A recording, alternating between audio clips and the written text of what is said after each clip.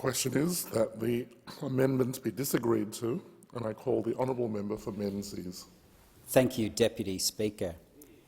Integrity does matter. There is a role for institutions, and that time has come. But integrity must always reside in the hearts of the people we send here and be reflected in what we do, not just what we say.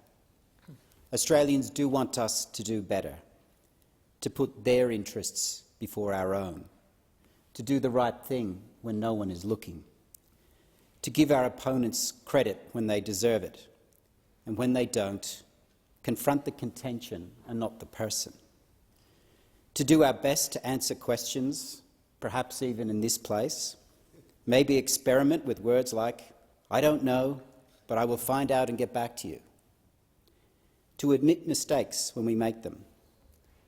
And I'll make one. The Coalition didn't introduce an Integrity Commission bill, and we should have. Australians also want us to consider this before we go to sleep every night. Answer a simple question. Am I proud of what I did today? I support the introduction of the National Anti-Corruption Commission, or NAC, but we must get the balance right. It is tempting to view this debate just about us. The Prime Minister, ministers, 76 senators and 151 members of this place will be subject to the NAC, as we should be. But it should not be forgotten that the jurisdiction will also cover the lives of over 7,000 members of the Australian Federal Police, who keep us safe, 84,000 members of the Australian Defence Force, who secure our nation and put their lives on the line, over 248,000 Australian public servants who serve the nation, as well as hundreds of thousands of contractors, subcontractors and anyone exercising a power under the Commonwealth. They are relying upon us to get the detail right, and it is our belief that further safeguards will make the NAC more effective and fairer. Because at the end of this debate, the NAC must be an institution that enhances our democracy. I believe that it has the potential to do that, but not without risk. Can I say this? I was one of 12 members of the Joint Select Committee that was tasked with reviewing the bill. Can I thank the Chair, Senator White, the Deputy Chair who's kindly sitting in the chamber, the member for Indi, the other members of the committee, and it's worth noting that a huge percentage were from new members from the class of 2022, and I think the committee was better for it.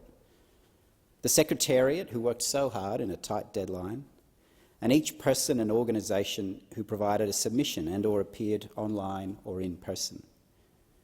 Can I particularly thank my Coalition colleagues, Senator Claire Chandler, Senator Paul Scar, and the member for White Bay, Lou O'Brien, we all bring our personal experiences, and Lou, well, the member for White Bay, he's had personal experiences in a positive way of a state corruption commission. In a very positive way, he did the right thing. Before I detail additional safeguards this parliament should consider, I welcome the amendments announced today by the Attorney-General, including broader protections to journalists, advising a person who has been cleared of an investigation of the outcome, requiring warrant sign-off by a Superior Court judge. I can understand the political point scoring that was made about politicising the AAT. We would do the same. But the key point there wasn't the political biases of the AAT members. It was about tenure. Judges are appointed for life, so they don't have to go selling their wares for another job. AAT members have 5 or 7 year appointments, so one day they have to go looking for another job, and I would rather they don't know that the Prime Minister's phone was tapped. Whereas a judge, at least you know they can retire in peace with that secret going to the grave. Some of the other improvements, including beefing up the power of the inspector. We will talk a lot about the role of the Commissioner, but the inspector is really the person who watches the watcher, and it's a very important part of this institution. But I do wonder, if we had more time, if we could have made it even better. And I don't say that with any irony, noting the mistake that I admitted our side made, but it would have been nice to have considered this further. Next to me are the two bills, the bill, the consequential bill, and then the explanatory memorandum. The bill is 222 pages long, the consequential bill is 87 pages, and the explanatory memorandum a whopping 358. And it's a credit to all of those who drafted it. It's very well written. But it's a combined total of 667 pages. During the 43 days of the committee's inquiry, the window for public submissions spanned a mere 9 days, during which a total of 140 submissions were made. And the member for Indi would be pleased to know that my office added that up, and it was 1,340 pages that we had to flick through. And we did the work. They were received from across Australia. The public consultation process sought to allow anyone to have their voices heard, from experts, stakeholders, former and current commissioners, academics, government departments, community groups, policing personnel, wide variety of experience. I do wish we had more time to hear from them. Yet in spite of all of this, the committee and the Secretariat worked diligently and cooperatively to do our job in the time given. I am new, like many of the committee are, but I saw in that committee this parliament at its best. And I think that's the sort of start that this commission should have. So before I expand on some of the further safeguards, let me say something about the person who will be charged with running this institution, the Commissioner. Because no matter what further safeguards we include by amendment or otherwise, the person the government ultimately appoints, or the person future governments ultimately appoint, will have enormous capacity to do good or harm. Senator Shoebridge, who was on the committee, put this question to many of the witnesses, and I quote, "When drafting this bill, should we assume the best Attorney-General or the worst?" And he qualified it by saying this Attorney-General is not the worst. And the answer, of course, is when drafting legislation like this, you should assume the worst. That is prudent. But the same goes for the Commissioner. This person will not possess superhuman powers of integrity or ethics. They will be human. They will have biases, prejudices, things they are competent at, things they are not. And the member for Indi saw some of eminent retired judges struggling with their internet log-ons and asking what Twitter was, and that's fine, no criticism, but we're not all experts at everything.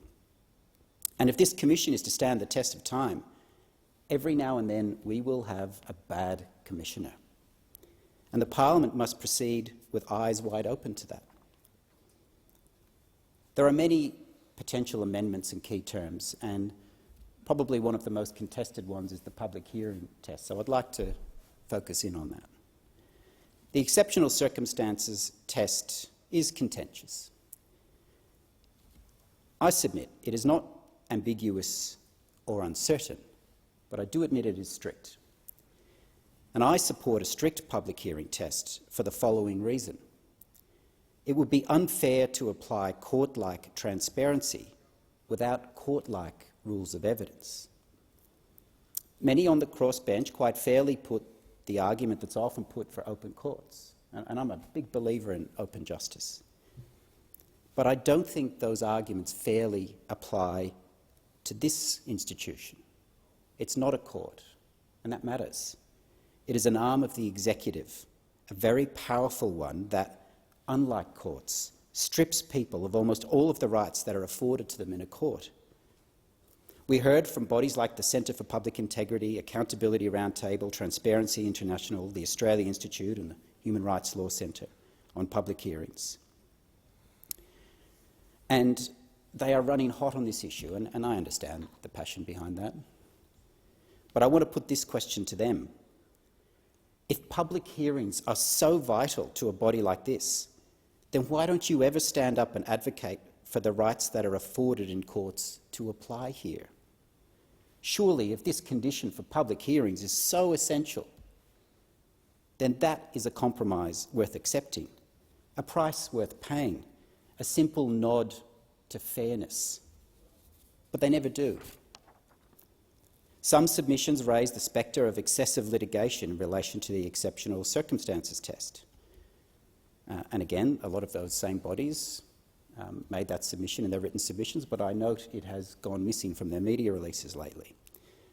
These submissions are mostly from those groups, and a person who I think very highly of, and a fellow Victorian bar member, Ms Fiona McLeod, AOSC, was quoted as saying, "It's a lawyer's picnic waiting to happen."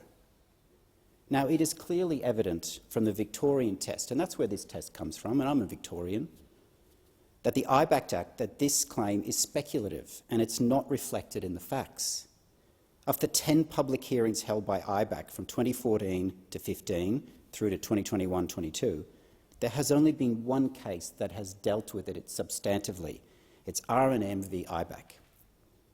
And it considered that test. Now, some submissions raised concerns about the likely reduced number of public hearings that will be held by the NAC due to the test, and we do agree that such a test will have less public hearings. That's a fact. But the submissions exaggerated that percentage. You can choose to show the total number of hearings, and if you show the total number of hearings, there's quite a disparity between Victoria and New South Wales. In fact, some have it as 9 times the difference. But we submit a better way is to compare the hearing days, because some matters, as quickly as they come onto the desk of the Commissioner, they're flicked off again. So the serious inquiries and investigations, measuring the days that are held public or private, is a more useful measure. And let's compare ICAC and IBAC, New South Wales and Victoria. The percentage of hearing days that were public in New South Wales in the same period that IBAC existed were 52.6%. In that same period for Victoria, it was 27.8%. So no one's pretending that it's more than New South Wales. Clearly it's less, but it's not manifestly less to the point of 9 times as different. And 27.8% of hearing days is still a significant percentage. This test doesn't kill public hearings, it just makes it harder. And we submit that that is appropriate, especially for a Commonwealth Integrity Commission. The Commonwealth has powers and responsibilities that the state commissions don't have, and that really matters. A major concern would be any compromise to national security. The prospect of future criminal trials being thwarted, and we submit the shame that comes on an individual and their families in a public hearing has to be a key consideration. And again, I know that those who are advocating for the test still require for that to be a consideration, and they've put it in different ways.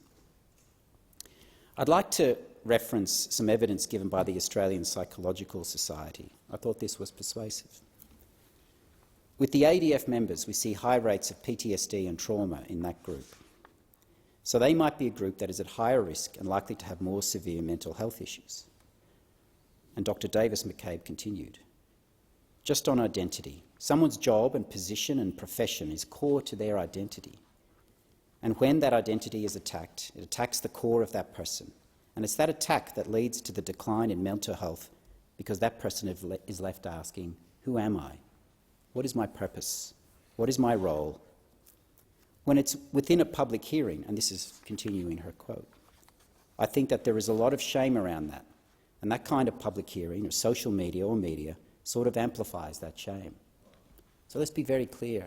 More public hearings equals greater damage to individuals, particularly those in our national security agencies and defence, and increases the risk of suicide. I don't think that's a risk worth taking. It's not fair. So the Coalition supports the retention of the test with further safeguards, and I won't go through those now. I support the amendment of getting rid of 8(1)(e). That was an inappropriate catch-all expansion which doesn't appear in any other state corruption commission, and it was appropriate that that went. Finally, bipartisanship is essential. This can't be just another commission that, like the Building Corruption Commission, that comes and goes depending on who's in government. So bipartisanship is important. I will be voting for this, and I commend the bill to the House.